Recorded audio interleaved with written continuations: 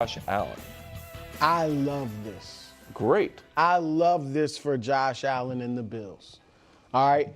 And look, if they had gotten A.J. Brown, I would have been like, oh, this is great. However, and he's better than DJ Moore, but there's the chance of him, being a distraction. Let's put it that way. Okay. I don't think you have that with DJ Moore. I know there were some frustrations with him and Caleb, but for the most, I don't think you have that with DJ Moore. If they had gotten Mike Evans, I would have liked that too for Buffalo. However, Mike Evans will be 33 next season, all right, before next season. And so, how much longer does he have? Is he even still a number one, a bona fide number one? So I think DJ Moore is a legit number one. Obviously, we saw the numbers last year. Rome Odunze kind of became their number one guy, got hurt, and even Luther, Burden after that was kind of, the numbers aren't what we expected.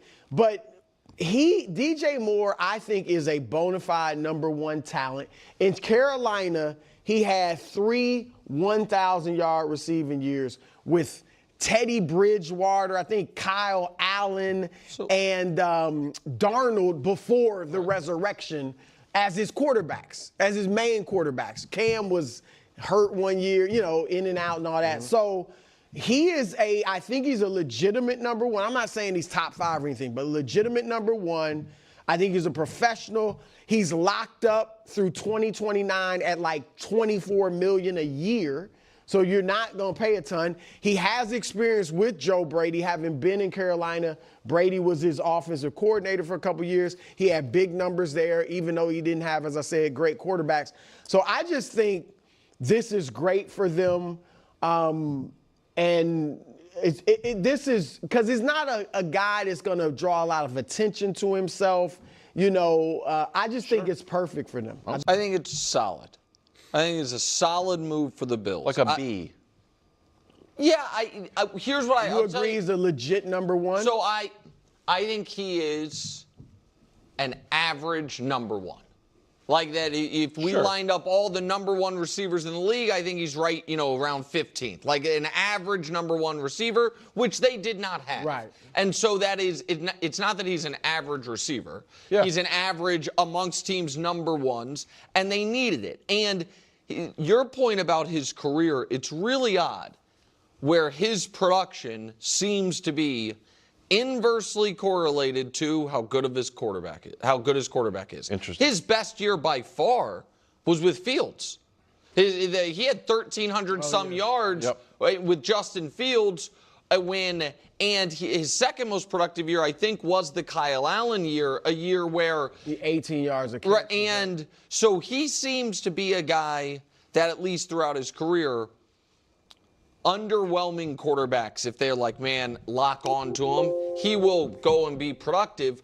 For some reason, Caleb, who was not going to just look at him, whether it was last year or the year before, his production really didn't match. So I don't know what to make of that. And we can talk more about the Bears piece of it. Well, Caleb last year wasn't elite. And obviously this year he's showing elite tendencies. No, I know, but my point is Caleb at every moment of his career has been a better passer than Fields, and the guy had 1,300 yards with Fields. So the only reason I'm even bringing that up is I don't know that I can simply say, well, if he had this production with those quarterbacks, this is what he'll have with Josh Allen, because we would have thought going from Justin to Caleb, the production would go up. Instead, it got cut in half, essentially. The other thing I just want to mention as you go, he did have Joe Brady in Carolina, so this is a reunion, so maybe Joe Brady sees that was underutilized and undervalued in Chicago. Yeah. And I think, so the reason I said solid is I also think it's possible that he's just past his prime.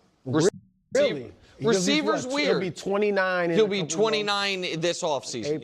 And so I think receiver's a weird position where it's obviously 29. You can still be at the peak of your powers, but not always. I previously predicted this exact take would emerge, and the predictability of these narratives continues to amaze me. What I find particularly striking is how presenting multiple arguments simultaneously can effectively undermine positions previously staked out. Nick has now acknowledged that the Bills lacked even an average number one wide receiver. Yet previously, the narrative insisted Buffalo possessed everything necessary for championship contention. Elite offensive line, top-tier running game, formidable defense. The implication was clear. No excuses remained. No Patrick Mahomes comparisons. No Lamar Jackson exceptions. Now we learn the team didn't have an average primary receiver. The contradiction is noteworthy. Setting aside the rhetorical inconsistencies, I remain unconvinced the Bills have concluded their offseason business. The acquisition cost for A.J. Brown would likely prove prohibitive. Mike Evans represents an alternative I have discussed extensively, though his age creates genuine unease about durability and decline trajectory. The conversation around receivers approaching their 30s differs fundamentally from evaluating players in their absolute prime. Consider how we collectively assessed Deebo Samuel, for instance. The discourse centered on his versatility, the multitude of responsibilities he handled, while simultaneously questioning whether the very qualities that made him special were diminishing. Concerns about declining speed, increased weight, and potential physical regression dominated discussions. For Buffalo's purposes, however, the requirement differs substantially. Certainly, acquiring a prime A.J. Brown or Tyreek Hill would represent an unqualified triumph. Any organization would enthusiastically welcome that caliber of talent. The Bills' fundamental need is simpler yet more specific: dependability, predictability, consistency.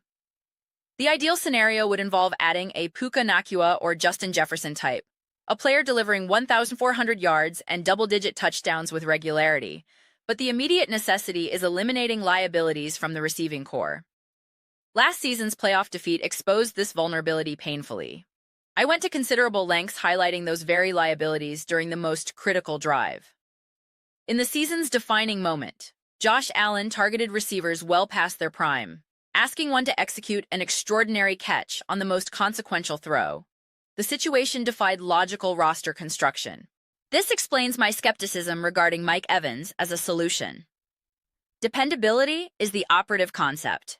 Chris Godwin presents a different profile, more big play threat than consistent chain mover. He functions as a home run hitter, valuable for stretching defenses and creating explosive moments. His special teams contributions with Seattle demonstrated tangible impact.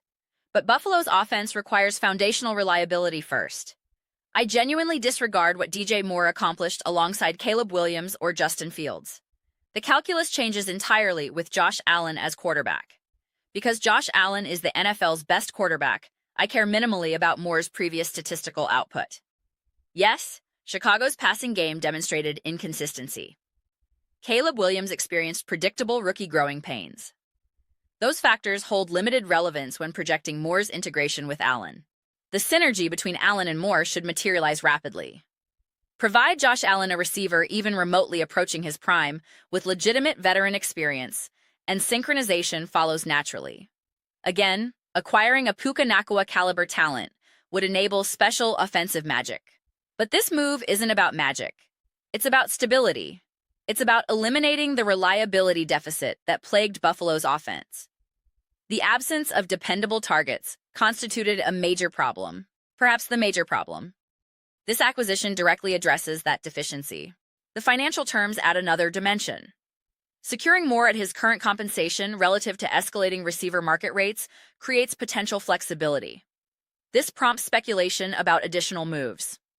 My Arrested Development reference about having a stew cooking reflects genuine optimism that this represents one component of broader offensive reinforcement. If this stands as the sole addition, the Bills should feel good, perhaps even great, about improvement. But if another move follows, the conversation shifts dramatically. That scenario signals Super Bowl intent. Ring hunting mode activates. A new era commences. Let's pursue aggressively. Without additional reinforcement, the organization banks on stability and reliability, while asking Moore, James Cook, and Allen to elevate during playoff moments. Adding another piece transforms perception.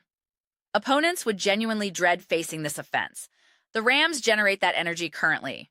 Strong defensive foundation, complemented by 6 or 7 offensive weapons capable of damage on any snap. Philadelphia achieved this balance.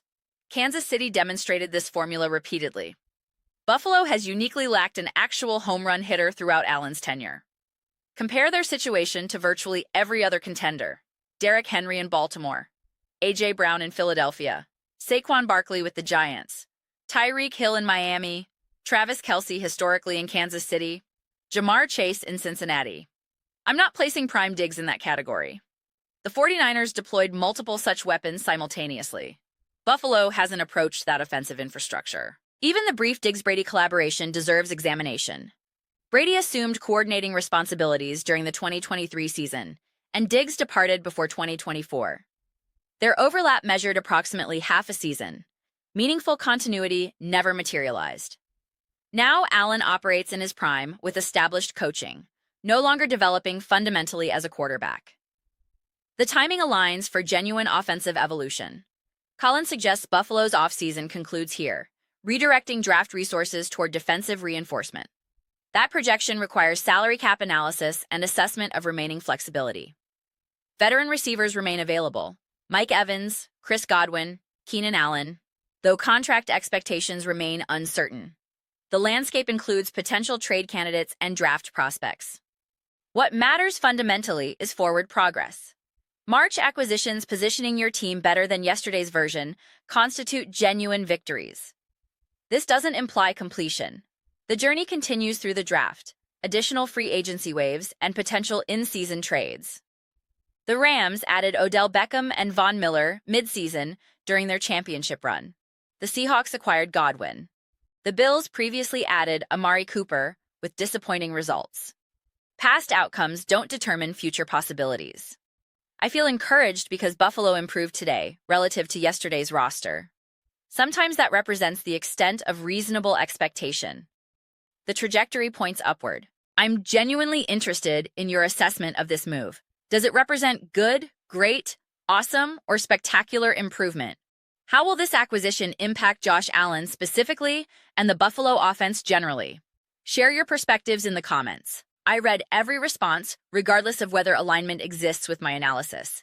Agreement or disagreement matters less than fostering substantive discussion and perhaps spirited debate, though ultimately, the objective remains enjoying the conversation. Please consider subscribing to the channel. We are cultivating an exceptional community, and I would genuinely welcome your participation. My aspiration involves creating something we all feel authentically connected to, something generating genuine excitement about membership. I believe we progress meaningfully toward that objective. Please remember to give this video a thumbs up, as it genuinely supports visibility and algorithmic reach. Thank you sincerely. I will see you in the next video.